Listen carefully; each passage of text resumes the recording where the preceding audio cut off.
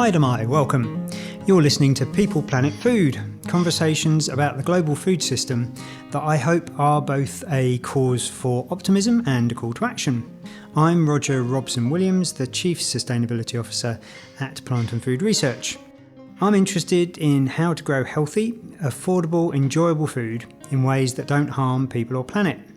In this podcast series, I'm talking to some of the inspiring people I've met about what needs to change if we're to have healthy people living on a healthy planet and eating healthy food. In this episode of People, Planet, Food, I'm delighted to be talking with Sarah Lei, Sustainability Manager at Trevelyan's. Sarah studied chemical engineering and worked in the UK for some time as an environmental engineer. She's got lots of experience of project management and sustainability issues, which we'll hear more about shortly. Sarah's also a yoga teacher and had her own practice in Rotorua, a mother of 3 boys, and somehow manages to find time to mountain bike, trail run, adventure race, rock climb, surf. So I'm really looking forward to what I imagine is going to be quite a high energy conversation.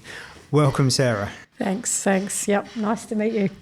So I think we need to start off by unpacking a bit your journey from some of those things I just mentioned to being the sustainability manager here, just outside Te Puke on Aotearoa, New Zealand's North Island.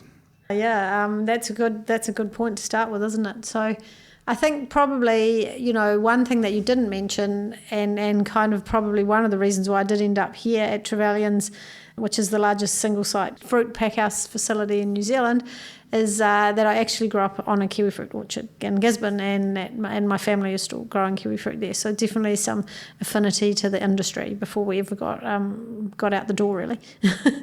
So that was definitely a starting point. Probably like a lot of people who grow up in the horticulture industry, I think many run away as fast as they can, and probably including me as well. From I'm never going to have anything to do with that industry ever again once you kind of get away from that side of it. And that was probably some of the motivation for going into engineering. Yeah, and also I just love maths and chemistry and physics and those kind of things as well. So that was kind of where you end up.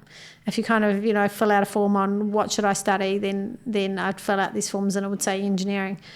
I don't even think I knew what an engineer did, to be honest, when I started. Yeah, it seemed like a good idea. So off I went to university in Canterbury and studied chemical and process engineering. Yeah. And that then led to you shifting over to the UK for a few years? Yeah. When I finished my degree, or when I was coming into my final year at university, I was quite keen to do some travelling. But maybe not just the kind of leap on the plane, OE kind of thing. I was keen to do some travelling with a bit more sort of intent or purpose. And at the time, a water company from the UK had some investments in New Zealand, and part of that was that they would set up a sort of reciprocal scholarship training program for graduates from New Zealand to go into their graduate management training program in the UK. So I applied to that and was lucky enough to get to go to the UK and work for Anglian Water in the UK. So, yeah, straight from, university into a training job in the UK. And there was about 20 or 30 of us on that program. So it was quite, straight into not only just a job and everything else, but meeting a whole bunch of people from the UK, yeah. And that's bizarre. It would be of all the kind of water businesses in the UK, it'd be Anglian Water, because I grew up and lived in the UK in the area served by Anglian Water. Yeah. So it's it's a small world, yeah, and that's a privatised water industry over there in the UK. Yeah, and actually the water industry in the UK has been attracting some quite negative coverage recently about some of the environmental problems associated with kind of water treatment and water quality in the UK. I haven't really delved into it, but I've just seen a few bits floating around on that. Yeah. So I mentioned as part of the biography that obviously you provided me that you've got quite a lot of experience. I know you've done some kind of voluntary governance stuff and project management and so on. And just maybe you could explain to listeners a bit more about some of the way that you've spent the time before you landed up at Trevelyan's. Yeah, so we'd got into the graduate management program in the UK. And I worked at Anglian Water for a few years. And I was on a sort of visa there as well, so I was kind of limited in what I could do. But at some point I decided that it was time to move on from the water industry, and actually ended up working in the petrochemical industry for a while, which was fascinating. Probably, I always had this kind of environmental interest, and so I was an environmental engineer in the petrochemical industry for Stone & Webster, who design and build turnkey polyethylene plants. Maybe I was helping do less bad. That would be my kind of excuse for that one. I learned a lot about the plastics and the petrochemical industry, which is kind of useful now in terms of sustainability and recycling and things like that. So, certainly another interesting facet of life. And then I guess at some point, my husband, he studied engineering with me as well, and we decided we wanted to come back to New Zealand and spend some more time here. We kind of spent a bit of time we're like, oh, the lifestyle's so much better in New Zealand. Where should we go? Where would be the best lifestyle in New Zealand? Oh, we'll go to Central Otago. That's great, and we'll just hang out in Central Otago and go skiing and have a good time. And I think we lasted about 6 months. We're a bit too driven to just kind of, snowboard and sift around. So, we ended up living in Cromwell, and I started working for an engineering company in Queenstown, working on some of the water and wastewater systems in Queenstown, which incidentally have also attracted some interesting coverage over the past few years. In fact, I had done some work on the water treatment system in Queenstown, which had a few problems not so long ago with a bit of cryptosporidium. So, it's interesting where you've worked and what you sort of observe along the way as an engineer. And amongst that time, we had three boys. So, and I guess it got kind of harder to be. Our families are in the North Island of New Zealand, and it got harder to be away from family. Have busy life with children, less time to enjoy the outdoors, and so we decided to move back up to the North Island to be closer to family. And again, but very much a lifestyle-driven decision to land in Rotorua, because there's some very good mountain biking there, and it's pretty accessible to the outdoors. So, that was where we got to in Rotorua. And then I was largely at that time, 3 boys is quite busy. I still did a bit of part-time engineering, but I'd gotten interested through my pregnancy in yoga, and started to do more yoga and got more interested in that. And one of the things I always found fascinating about yoga, I don't know if you've done yoga, have you ever done I was just shaking my head. No, I haven't. Pilates, yes, yoga. Yeah, and either or is fine. But one of the things about yoga is, you do this yoga class, and at the end of it, you lie down on the ground and do a relaxation. And there's might be 10 people in the room, and this person is reading something out, and so you're lying there doing this relaxation, and they might be telling you something, and I would not remember any of this relaxation. And at the end, they'd say, now you can bend your knees and roll over and sit up, and at that point I'd suddenly come to and roll over and sit up, and I was like, how is it that this works? I don't understand how yoga works, like that you can lie there, someone can be talking, you can't remember any of it, and yet at some point in your subconsciousness, when they say roll over and sit up, you do. And so that got me interested in what is this yoga thing about. So I decided I wanted to study yoga teacher training so I could learn about how yoga worked. I studied yoga teacher training, but I still don't understand how yoga works. I just know it works, but I can't explain how it works.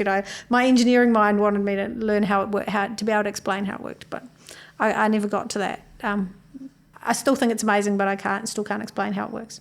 And does it still bother you that you can't explain how it works, or have you found peace with that? I think I've found peace with that, because I think through subsequent journeys around things like sustainability, that sometimes there isn't a logical explanation for why things work, because we're all part of a bigger system, and that's kind of that. Yeah, maybe that's getting a little bit woo-woo, a little bit out there, but we're all kind of part of this bigger system, and when everything's moving in the right direction, it works. That was my learning from that. And I didn't really intend to be a yoga teacher either. I just wanted to learn about yoga. I didn't do yoga teacher training to become a yoga teacher, but as part of that training, if I wanted to finish my qualification, I needed to do some teaching. So I started doing some yoga teaching as well. And it's certainly, being a yoga teacher is an amazingly challenging but fulfilling thing to do, amazing, probably not necessarily financially wise, but certainly really, really interesting. I taught all sorts of different people yoga, school kids. I taught mindfulness in schools for a while as well, drug rehab classes, all sorts of different things. Yeah, and just so amazing and fulfilling. And so I got quite deep into the yoga, and at one point I had my own yoga studio as well. So that was good. But yeah, I was just kind of sitting there one day going, oh, where do we go? Where do we go from here? Because we're getting a bit older, a bit more time. Done some governance work through Play Centre and things like that as well, which again, amazingly fulfilling, that kind of, but probably feeling, and I kind of felt like I was never really going to be an engineer again, like I'd done that kind of part of my life. I'd been a consulting engineer, a contracting engineer, I'd been the client at Anglian Water, done all the different kinds of kind of engineering, and was there, where did I want to be? Being the client was kind of the most interesting part. So I was kind of looking around at things, and literally one day I just went on Trade Me and I saw this job advertised at Trevelyan's for a sustainability manager, and so I did a little bit of work, a bit of research about it, and it was in Te Puke, so I was like not too far from Rotorua, but I thought, wow, I don't know, I'll just apply and see what happens. Sounded interesting, and so I put my application in, and here we are. And yeah, even from the first time I came for the interview, and then at the end of the interview they said, oh, have you got any other questions? And I said, yeah, can I have a look around? Because my parents actually, as well as having the orchards, they actually had a little packhouse when I was growing up. So I was kind of like, had this memory of what a kiwifruit packhouse was like, And so we walked into the packhouse, and it still smells the same. Like there was kind of this like moment where I was like, wow, I remember what a kiwifruit packhouse is like, and the energy in that place is amazing, And so it was definitely, it felt good when I came here. But also another funny story was that was right before Christmas of 2019, and we had this trap booked to go down to the South Island and walk the Wangapeka track. And so we were literally, I didn't hear anything for about a week, and then I just went off tramping, and it's just out in the middle of nowhere for like 6 days. So I had the phone turned off, and we were tramping away, and then on the last day, we had one more night of tramp, but we came over the Little Wanganui saddle and to head down into Little Wanganui to finish off the tramp, but one more night. And just at that point, I thought, I wonder if I got any phone reception. I turned the phone on, and there was a message there from James Trevelyan, who's the MD here, saying, oh, we'd like to offer you a job, but you seem to have gone AWOL. And so I texted him back and said, I'll give me another couple of days and I'll get back to you. So he was kind enough to wait for me to get back online to have a bit of a chat and things. Yeah. So that was kind of a good story of how I ended up here. But also at that time, that was 2019, and I was like, oh, it's a bit of a step to, I think at first I was probably 4 days a week or something like that, because it was a bit of a step for me back into the full-time workforce. And, I said to James, oh, well, I'd like to work, from home. And he said, working from home? We don't really do that here. And, okay, they said, well, we'll give it a try.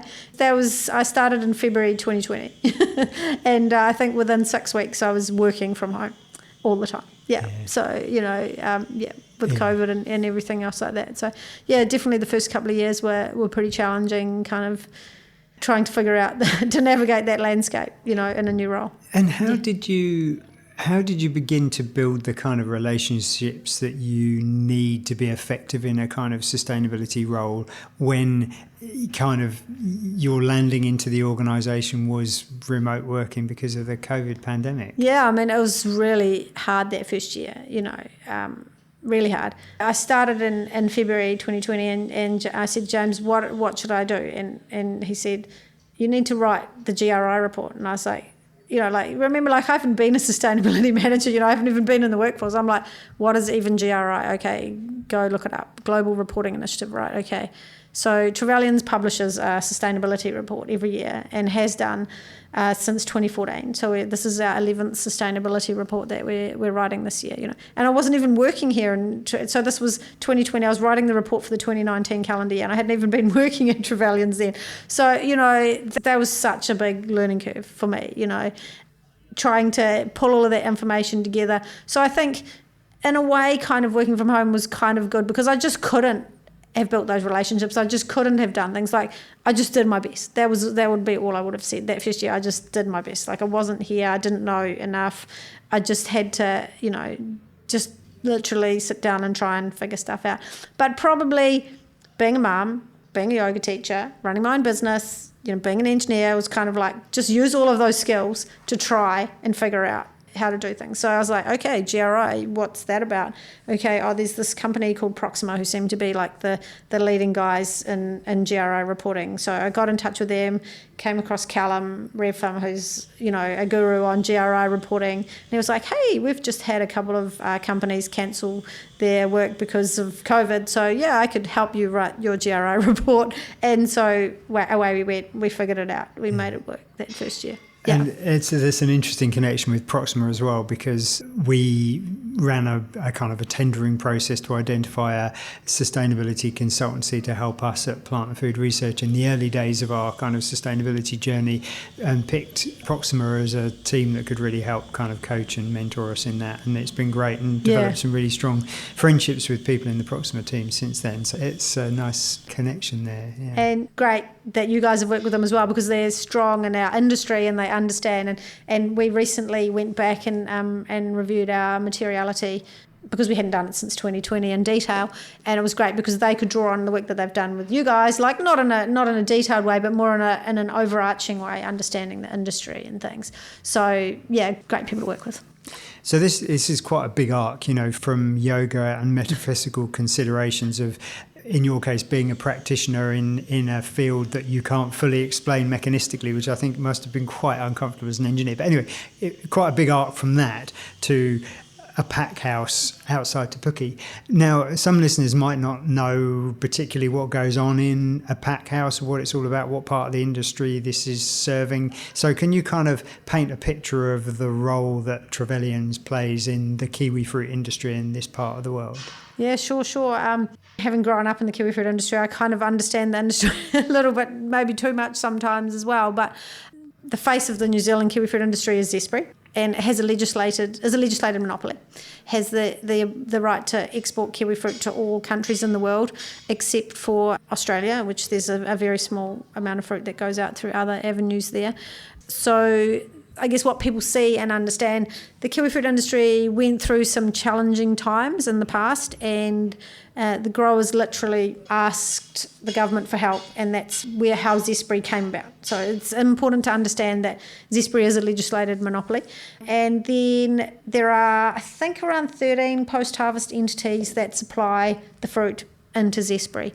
So Zespri tells us what boxes to put it in, how many fruit they want in each box, what sizes they want, what grade standards they want, everything else like that. But we are the post-harvest facilities, and I think there's about 30 sites, 13 entities that supply into that, and the growers choose which post-harvest facility they will supply. So there's several thousand growers in New Zealand, several thousand kiwifruit growers. They choose who to supply to, and then post-harvest all send it to Zespri. So there's definitely choices there, but the industry is set up so that the post-harvest sector will be competitive, which is interesting from a sustainability perspective, because to achieve more in the sustainability space in our industry, it would be easier if post-harvest could collaborate more. Yeah, but the regulations, the Kiwifruit Act actually doesn't allow us to collaborate. So an easier way, I guess, to look at that is the likes of Fonterra. They own their processing facilities, so therefore they have been quite successful in getting funding and developing initiatives to decarbonise, to get government funding, literally, to decarbonise. Same with some of the other silver fern farms and the likes. I'm giving other food industry examples because obviously we're talking particularly about the food industry. So in other parts of the food industry, if you're more integrated throughout your supply chain, it's going to be easier for you to understand the challenges. And then, because generally with a lot of the sustainability work, you're going to need some funding, some support. You're going to have to pull together a case to do that work. So the model, not to say it's a very successful model, the Zespri model, the regulated monopoly model is a very successful model for the New Zealand kiwifruit industry, but it does create some challenges for us in the space of sustainability. It's really interesting you mentioned competition, because my sense is we live in a society where it's kind of axiomatic, it's taken as read that competition is always a good thing, and I think the Competition Commission talks about competition always delivering good outcomes for Kiwis. and it can definitely play an important role, but it can also be a barrier, and it can end up being a kind of race to the bottom where it doesn't support collaboration, and perhaps where it drives behaviours to minimise cost and extract value that comes at a cost to either people or planet. So I think it's a really interesting example of where the model of competition can actually be kind of problematic. So yes, thanks for sharing that. Yeah. And just practically, so I've got a clearer picture now of the role that your organisation, the business you're supporting here, plays in the kiwifruit industry. On like a typical day in the packhouse, what's actually going on? We're right in the middle of the packing season at the moment. And so we'll be getting, and probably because it's about to rain in a couple of days, we're probably getting about 5,000 or 6,000 bins. So those are the wooden field bins. We use wooden bins. You might sometimes see plastic ones around as well, to come on site. And we'll put those undercover. They'll sit there for 24, 48 hours, and then they'll be tipped out very carefully, gently tipped, out onto the grader. There's 4 main export graders, or 4 main pack houses, each with its own grader. And the fruit will go up the grader. Each fruit gets weighed, it gets checked to see if it's up to the standards that Zespri meet, and then it goes into a box and then gets put into a cool store. So we can have, I think we've got static storage of 10 million trays of kiwifruit or something like that. So the industry talks about trays as being a certain thing. And Trevelyan's are 10% of the industry. We're all on one site and we're 10% of the industry. So it makes the maths nice and easy if you want to work anything out. It's just 10 times, put a 0 on the end, what we do. Yeah, so, and then we'll keep that kiwifruit in cool stores. Some of it will go quite soon, and then the rest of it will gradually be shipped between now. So we're in April now, coming towards the peak of the season. The last of that gold kiwifruit will be here in our cool stores, getting gloved and cared for until November, December time. So we'll look after it. And that's the unique thing about kiwifruit, is this ability to store it for a long period of time. That's what the New Zealand kiwifruit industry is built on. And refrigeration, cooling plays a really important part in that. Yeah, absolutely. Yeah. Because I'm just listening to an audio book called Frostbite. Can't remember what the subtitle of it is, but it's all about the role of refrigeration and cooling in the food system and how that shaped our societies in the advanced economies and how it shaped the planet. And really interesting book. I'll try and include in the notes for this podcast that book reference, because it's pertinent to this conversation. Is that just a New Zealand book, or No, it's written by an American author. If you think about it in terms of, again, linking back to the bigger food system and New Zealand's primary industries, especially around food, the New Zealand economy is built on refrigerated food transport. We're this highly productive country at the bottom of the world who can produce food for 40 million people. And, if you go back in like the penguin history of New Zealand, you go back through some of the history of New Zealand, you'll read about, the New Zealand economy really took off once we had refrigerated transport. We could send frozen meat, we could send cool kiwi fruit to the rest of the world. So the New Zealand economy is really built on refrigeration. Yeah, absolutely. I've only got about a quarter of the way through the book. It's very interesting in some of the technological innovation and social implications and all sorts of interesting aspects. So, so thank you. We understand the role of Trevelyan's, got a bit of an idea of actually what practically goes on. 10% of the kind of throughput of kiwi fruit happens here, which seems extraordinary. It's amazing. There's one more thing I would like to say just about Trevelyan's, just because I didn't say it earlier. So Trevelyan's a privately owned company, so owned by the Trevelyan family. It's been on the site for around about 50 years. James MD's parents started the company. But some of the other post-harvest entities are either publicly listed companies, they're cooperatives, they're various different structures. So again, that is something that also affects our ability to do things in sustainability. At Trevelyan's, we have a really strong set of values, family values, and having the MD really driving it makes my job easier. So just another small, really important observation. I was going to come back. We might come back to that. That was an area I was going to ask you a little bit about. So, what are the biggest sustainability challenges then facing Trevelyan's? I think the thing that we really started with, and maybe it wasn't really the biggest challenge, but probably the lowest hanging fruit, as we talk about, which is kind of a funny saying in our industry. We really started with waste, because when you pack 20 million trays of kiwifruit, that's a lot of boxes and a lot of pallets and a lot of bins and a lot of straps and everything else. And alongside that, a lot of labels for the fruit. We inevitably produce waste. So if we mix and combine all of that waste, then we just end up with a lot of landfill waste. The waste is very visible as well. So waste is an easy thing to talk to people about. It's very visible. It's much more visible than carbon emissions. So that was really starting in 2010. That was the beginning of Trevelyan's sustainability journey. Was let's talk about and look at waste, and basically trying to separate more and more different waste streams and recycle them, and the measurement and everything else around waste. Yeah, because it was an easy thing for people to get their heads around. Yeah. And what different kind of waste streams are you talking about? So our biggest waste stream would be untreated wood. So we've got lots of bins and pallets. They break, they get old, and we send them off to be chipped up for playground bark. So that's pretty successful there. Then second biggest waste stream would be cardboard, about 200 tonnes a year of cardboard. That's just boxes that don't make the grade for whatever reason, have been misprinted or get damaged through the process of it. And also cardboard that comes around packaging and things that we unpack. So a fair bit of cardboard there. Then below that you're getting into, we put a label on every fruit. So you've got fruit label backing. We put a label on every box. So you've got the label, EAN label backing. A lot of shrink wrap as well comes around the packaging. So clear soft plastics. Yeah. Yeah, and presumably some of the waste management problems, thinking more at a systems level now, would be for the recipients of that fruit when it arrives in the kind of destination market, because you must be putting it in quite a lot of cardboard and plastic that then other people need to deal with. Absolutely. That's quite visible when that lands at the other end. The challenge for us is that what we deal with is almost not visible. Label backing isn't a visible waste stream, for the consumer.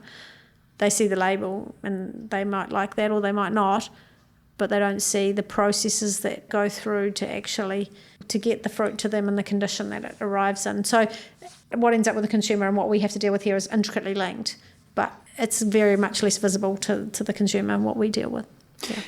So waste, I can totally see you're dealing with a lot of physical product, so you're going to have a lot of physical materials. So those I can totally understand how managing those waste streams would be a big issue for you. Other priorities, or is that really the main? No, there's definitely some more. I would also say, waste fruit is another consideration, and why that's a whole another podcast probably, thinking about what happens to the fruit that doesn't make the grade. Sorry, when I said the biggest waste stream, I was talking about other than the fruit. So that's another one there. But then the other area is carbon emissions. So and again, probably more important than waste, but it's probably taken us more time to get our heads around it. In our sustainability journey over time, we've been measuring our carbon emissions since 2010, but the systems of measuring and reporting have evolved quite a lot since then. The carbon reduction, everything else like that has. And interestingly, just coming back to what we were talking about refrigeration, one of our big sources of emissions is refrigerants and refrigerant leaks, because the kiwifruit industry is a legacy industry. It has been around for a long time, and therefore the refrigerants that we have on our site are representative of the changes in refrigerant technology over the last 40 years. And, you tend not to worry about things if they're in a pipe, in a system, but when they leak, they can have a significant impact there.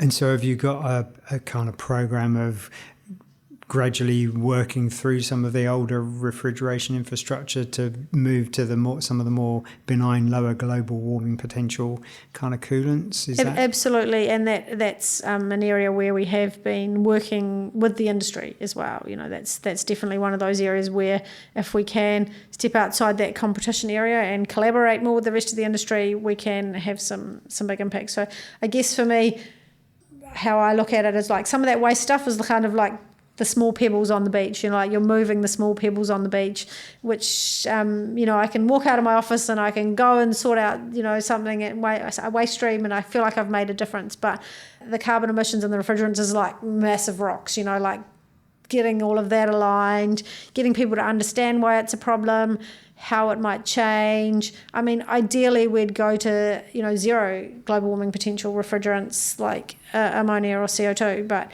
we've got 43 coal stores here. Like, that's a huge step compared to, can I sort the waste in this bin over here? So that's definitely a big rock for me. And, I've been at Trevelyan's for 5 years, so probably now I'm starting to move some of those rocks. And sometimes when you move them, there's a lot of, worms underneath. There's things underneath there to deal with. So certainly that's been the big challenge there. So yeah, refrigerants is definitely a big issue for us. And the other one is we just use a lot of power. We use a lot of electricity to run coal stores. If you listen to the radio, read the newspaper, look at news, you'll know that New Zealand electricity systems have some interesting challenges at the moment, and therefore our emissions are affected by what's happening in the national grid, because we take power from the national grid. So the New Zealand national grid isn't as renewable as it has been just at the moment, so therefore that's affecting our emissions. The best thing that we can do there, or the most simple thing that we can do, is use less power. If we can figure out ways to use less power, we will save money, because also, as well as the emissions associated with it, it's expensive, so we'll save money and we'll reduce our emissions. So that's been probably the other kind of big rock for me, is figuring out the business case, for reducing electricity use and how that works. And ironically, because of the way the kiwifruit industry is, we pack kiwifruit from February to June, and then we keep it cool from June through to November. But mostly we're cooling most of the fruit at the coldest time of year. So if we can figure out how to use less energy because we're cooling stuff down when it's cold anyway, then we can make a big difference. So energy efficiency and renewability, carbon emissions, waste, anything else? We have our values at Trevelyan's, which are work smart, tread lightly, and respect our people. And our whole sustainability framework and materiality, it hangs off those three areas. The work smart being the economic side, the tread lightly being the environmental, and the respect our people being the social. So very much aligned with standard sustainability speak in terms of that side of it. So some of the other areas of sustainability, the ones I've just talked to you about, were the tread lightly areas, whereas the work smart, we start to get more into how we make sure that our growers are doing well. What are we doing on the orchards? How can we, be more productive on the orchards? How can we have less impact on the orchards? More biodiversity, the biosecurity is a massive issue. So all of that stuff can all come into our work smart. Health and safety, we actually put under work smart rather than respect our people, because health and safety is more about making good decisions. If we talk about work smart, helping our growers do better, making sure that we're using resources wisely, and looking after our people from a health and safety perspective, tread lightly, looking after our carbon emissions, also thinking about how our industry might change and adapt and transition in the future. We're uniquely positioned in that we impact on climate change, and we are impacted by climate change. A couple of years ago it rained for a whole year. That definitely had a huge impact on the 2023 harvest of kiwifruit. So we feel that. And then the last area is, and I mentioned biodiversity and biosecurity comes under the tread lightly as well. Pests and diseases. Again, climate change might impact which pests and diseases we're dealing with in our industry. So, if it's warmer, different pests might appear that we have to, and we're starting to see some of those things already there. Kiwifruit really need good winter chill. So again, warmer, we might not see such good crops there. The final area, respecting our people, there we talk about having a great place to work. You look out the window here, I don't think we have to look too far to see the kind of work environment we create. We have a lovely village green in the middle of the site, picnic tables, fruit like guava that we can pick off the trees here. So creating a great work environment so that people feel a part of something, and then when we're asking them to do things like make great decisions about waste, they know that they feel that they're a part of something. So all of that interacts together. The final kind of part of our respecting our people is being a key part of our local community, supporting our local community. We have a sponsorship fund, but it's kind of more than that for us. It's about how can we be the enabler to help things be better. One of the cool projects that I've been involved in there, or some of the cool projects, one of our growers has got a connection with the Chatham Islands, so he asked could he get some fruit, so he turns up about once a month, and they don't have very much fresh fruit on the Chatham Islands, so he gets 5 boxes of kiwifruit and donates it to the school. Te Puke High School, we've done a lot of work there. They've got an amazing garden there. They'll be a great person to interview, actually. Really, really cool.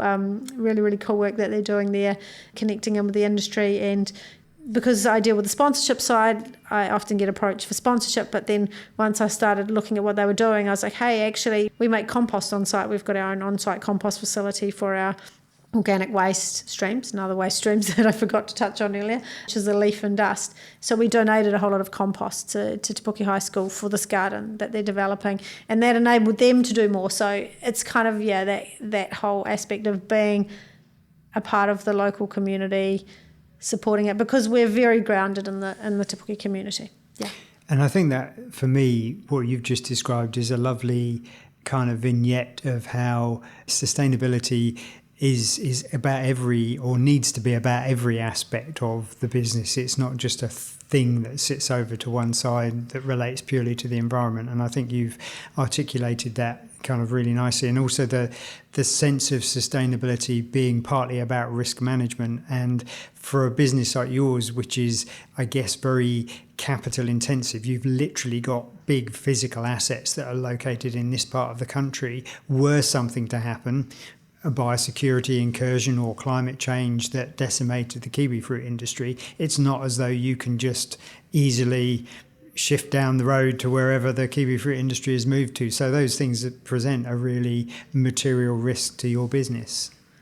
Yeah, and it's social responsibility, isn't it? Like, if we're not here, we're not providing jobs for the community. So, yeah.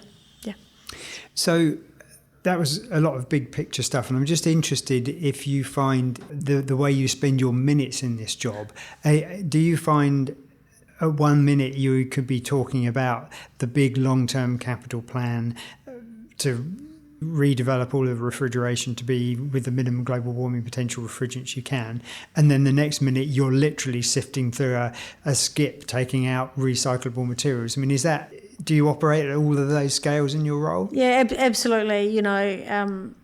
Maybe that's not the case for all sustainability people. I think, the sector has been growing and there's, different roles there now. But for me, definitely it goes from that whole big picture strategy stuff right down to, counting the widgets, sorting the things out there. I think that's really powerful, because it means that I know the numbers, I know the pain, I feel the challenges that we have, but it does take a toll, you've got to be constantly on your game. Yeah, and some days there's just so much variety in the role, and you end up having to know so much about so many different things, Electric cars is a really, amazing, great example of that, and the challenges and debates around that, and people will just throw things at you and expect you to be able to answer those questions, but probably for me, I'm lucky that all of that, the things that we talked about at the beginning, my engineering, my growing up on a kiwifruit orchard, my yoga teaching, all of those other things will kind of help broaden my knowledge so that I can sometimes answer those questions, or at least know when to not answer those questions. Yeah. And a lot of these issues, I mean, electric cars, you mentioned, great example. They're complex issues. There are trade-offs, there are pros and cons. They can work really well in the right context, but they're not a silver bullet. They're not an alternative to basically where we can transitioning, for example, to more public transport and just using less energy to move around. Yeah, I guess your background in engineering would equip you quite well to be able to see some of those connections and, share your kind of perspectives on those issues. Yeah, and sometimes it's good to not say too much either, or to ask people, if somebody's really not going to be convinced about a change, they're not going to be convinced about a change. So, sometimes it's good just to stop and say, well, what do you think? What do you suggest? Should we stop driving cars altogether? Like where do we see it? I'm trying to find that line, to find that way through, that, to somewhere different. We can't keep going the way we are. We know that, but we have to change. So how can we change? Yeah. Yeah. And I noticed when you were talking about your work in the petrochemical industry, or more specifically, if I understood correctly, in the plastics kind of industry, I could tell you a slight discomfort. But and we touched on this before starting to record the podcast, but we all operate within this current system, which requires us to live in certain ways that we might know not to be ideal from a sustainability point of view, either socially or environmentally, but we're kind of locked into them, and we all benefit from the upsides as well as, suffering from some of the downsides of international travel and so on. And that issue of kind of hypocrisy is something that I think every sustainability professional wrestles with one way or another, and we can't be perfect, but we can try and role model some behaviours and do what we can to enable the organisations that we work for to make better decisions. And on that, you mentioned earlier that the managing director is quite supportive of your sustainability efforts, but what have been some of the areas you found it more difficult to make progress in? What are the kind of things stopping you from going as fast as perhaps you'd like to be able to go? Yeah, great question. I think one of the things I often reflect on, at Trevelyan's is when new people start here, permanent staff, usually we'll meet them, all of the different managers within the organisation will meet them, and I so often meet new people that start here, and I say to them, why did you want to work at Trevelyan's, and they say, it's great what you guys do with sustainability and everything else like that, so that's, it's great. And then, a week later you say to them, don't put that in that rubbish bin, or come and help me sort this rubbish, and they look at you like, I'm not doing that, and you're like, but that's what sustainability is, and so I guess I tell that story because that's the challenge of how do you move more, or the hard things in sustainability is when you ask people to change, like when it affects their own personal life. No, you can't drive that vehicle. No, you can't go there. That's the ultimate challenge of sustainability, isn't it? When you have to make a decision that actually affects your life, that's when it starts to get hard. Yeah. Yeah. I guess that sort of behaviour change piece, bringing people kind of with you on this journey, and I can relate very much to what you were saying. Have you got some examples of where you've been really successful in achieving that kind of behaviour change, or examples of businesses that you've seen that have done this quite cleverly, been quite canny about how they've done that? I mean, I definitely read widely, look at, behaviour change, methodologies and things like that. I'll tell some examples from Trevelyan's because I probably can't think of other organisations. I know so deeply what we do here, I guess. Around waste, like our goal is to have the right bin in the right place so that it's easier for someone to make the right decision than it is for them to make the wrong decision. And if they made the wrong decision, it's probably because we didn't give them the right thing, we didn't give them the right bin in the right place.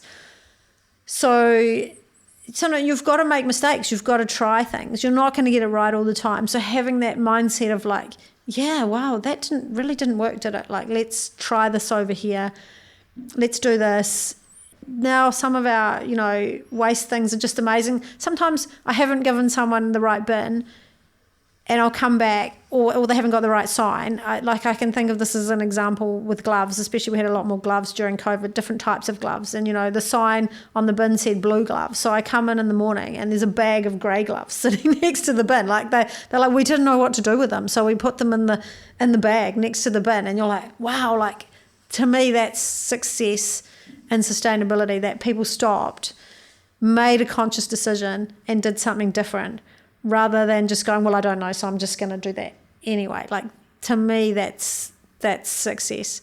I guess the other area where I we get lots of results is just by showing up, committing, being there. Like a lot of people, I'll go and do something and they're like, I don't have time for this, I don't have time, and they're busily, I'll be sorting some waste and they're like, I don't have time, and they're busy standing there telling me for 15 minutes that they didn't have time to sort the waste. And in the meantime, I've sorted the waste. So like role modelling, being there, and then the next time you go back and they've sorted the waste. So, it's fine, they got that was there.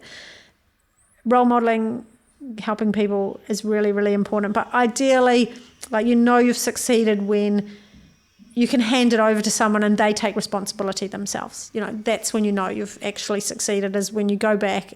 So ideally what we're trying to do is build leaders, like build people up behind us who will take responsibility and who will come and ask the questions and not care if it's the wrong question, and then go, look what I've done, and just, so often we'll trial something, on a small scale, get a believer, get someone who's able and committed, and then we get them to train them rather than me training them. So that, because that's more their thing. Yeah. And you mentioned a couple of times there about kind of modelling the behaviour and trying to be very enabling, which I think is a really lovely way of framing it. And great credit to you that instead of just getting frustrated and disappointed that people don't always immediately get this stuff, looking at it in that way, I think is great. So I definitely would say that there has been many times when I have walked away and got frustrated and disappointed, and people in my life have had to pick up the pieces of that frustration and that disappointment. But hopefully I can carry it, and unload it, and hence the mountain biking and the running and other things are very much a part of my life, and the yoga, in terms of sometimes you need to be able to download and let go of some of that stuff that you just, those frustrations. And recharge, get net positive energy from somewhere, because I think being a sustainability professional can be, for all of those kind of normal social human kind of things, it can be quite demanding, but also because you are being paid to learn about and know about some of these existential threats facing the way we live and human society, and you have to kind of carry that with you through the day. And so there's quite a lot to juggle there. But that sense of modelling the behaviour you want to see, I'm picking that there's a bunch of stuff you're doing in your personal life that reflects the kind of values you're bringing to your work at Trevelyan's. Do you want to just share a little bit about that? Yeah, maybe? I mean, I've had an electric car for 3 years. That's been a learning journey as well. It's less of a big deal than you think it is. That would probably be my answer to that one in terms of that side of it. But it was still quite a big step to do it. But it was interesting when I was looking at electric vehicles for the company, and people would start telling me all this stuff about, the salesman would start going, and it does this and does this, and I'm like, look, you don't need to explain it to me. Like, I don't need you to sell electric cars to me. Like, I already know how they work and how you charge them. It's fine.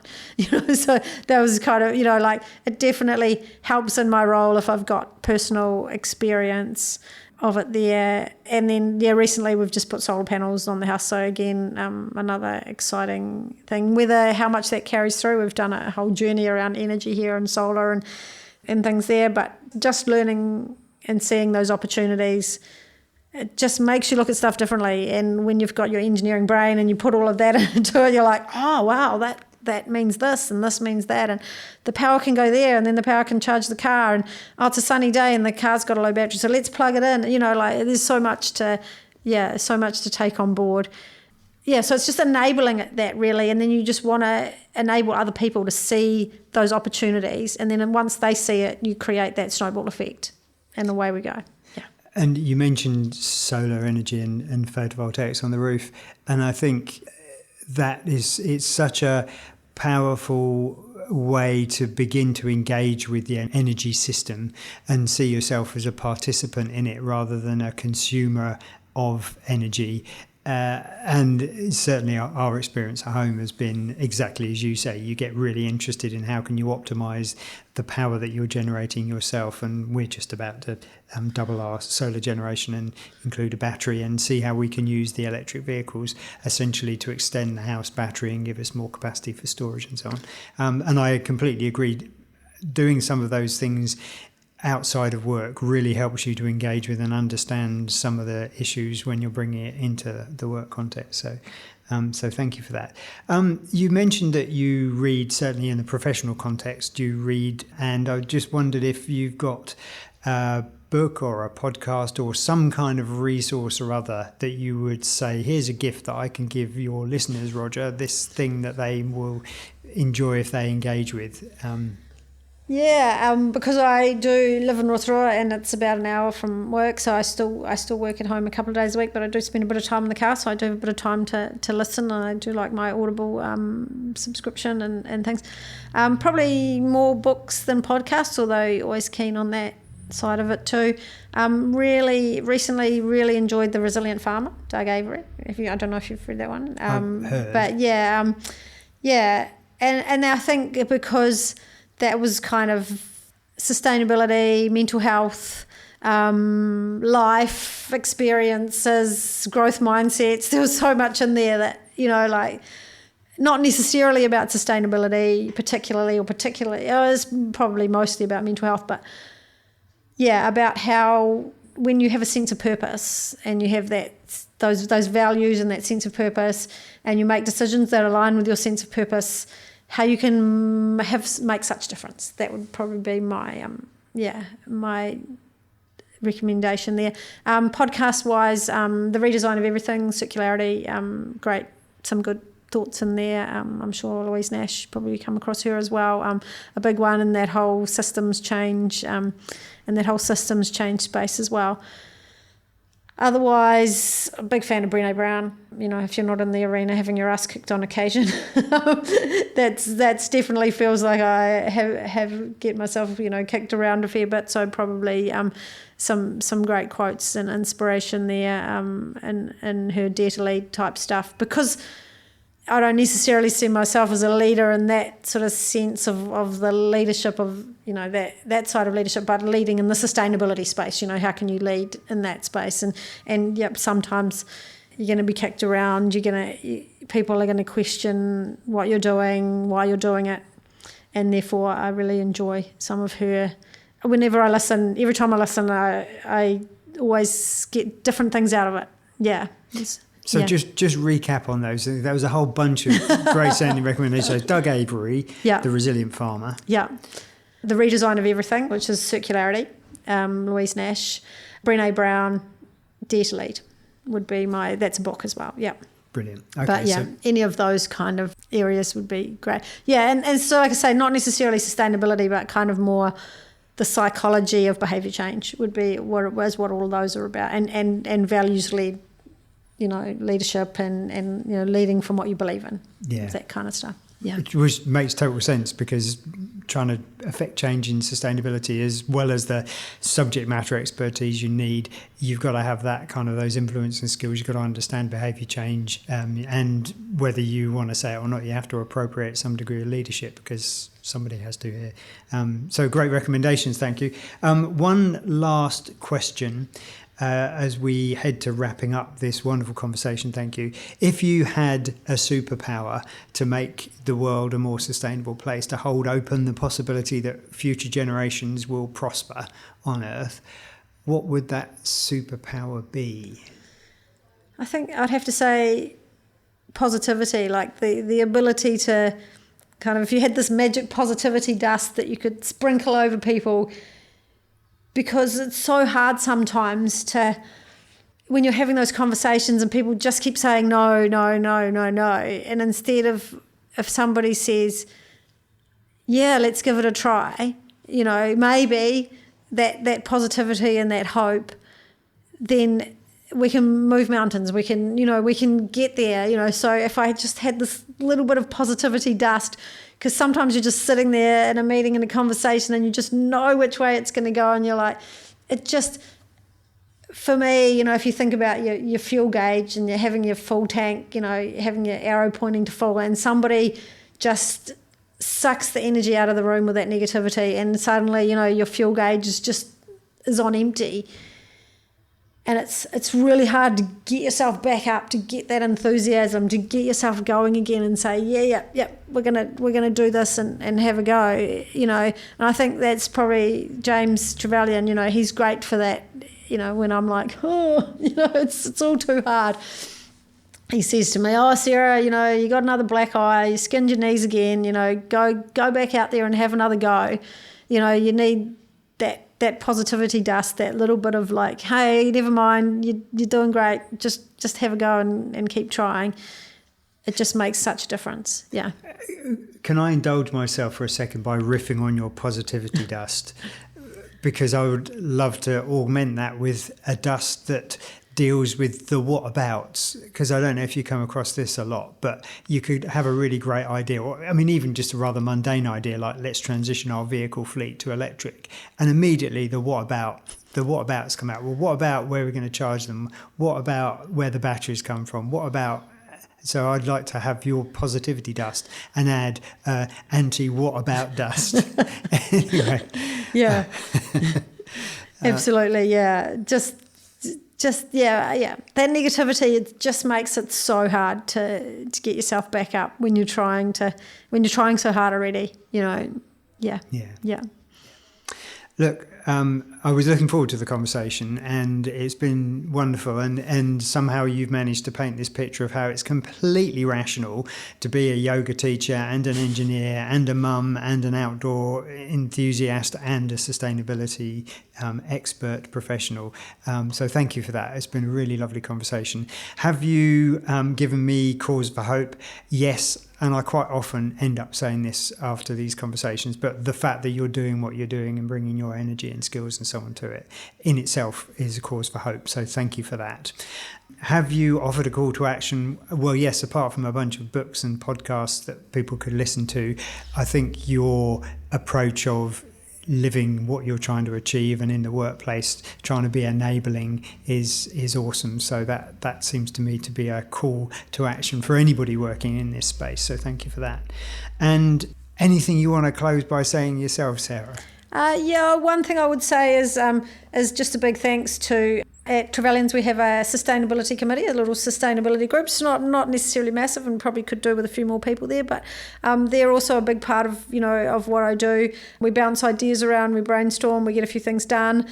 So just a big thanks to the people, and, you know, the rest of the people at Trevelyan's as well, really, who stand alongside the sustainability committee and the wider organisation, because really it's not me that does any of this stuff. It's all of those guys out there making different decisions every day, coming to me with ideas, being happy to just throw things at me and say, what about, you know, this, and the positive, not the negative what abouts, the positive what abouts. Have you thought about this? So really, I just say thanks to everyone here who's prepared to come on this journey with us and to help make a difference. Gratitude and sharing credit, signs, in my opinion, of a great leader. Thank you for that.